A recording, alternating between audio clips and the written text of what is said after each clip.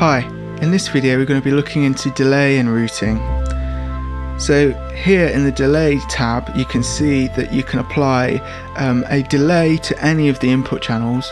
I suppose it's going to be less useful in this context. I suppose you could add a little bit of delay to the left of a stereo pair and the percussion maybe to make it sound like they're spaced further apart and give a wider sound.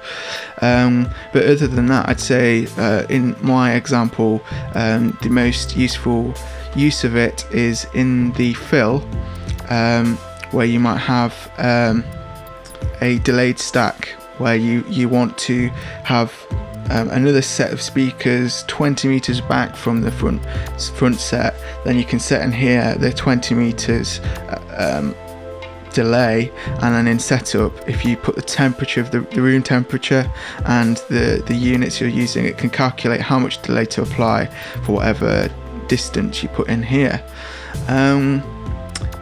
So yeah, if you go over to routing, this shows you, so for example, if I go back to the kick, the kick is, there's one group I've got set up which is a stereo group and it's for drums, so all of my drums go through the drum group instead of the main out. You can also see the effects that it's assigned to, the auxes that it's going to, although they're easier to do on the actual console with the faders, so we'll go through that later.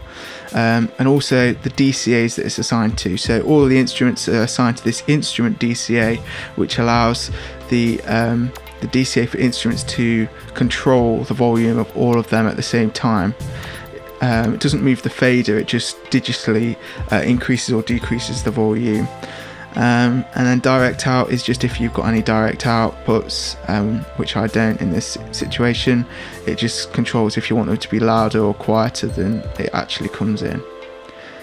Okay, in the next video we're going to be looking into monitor mixers.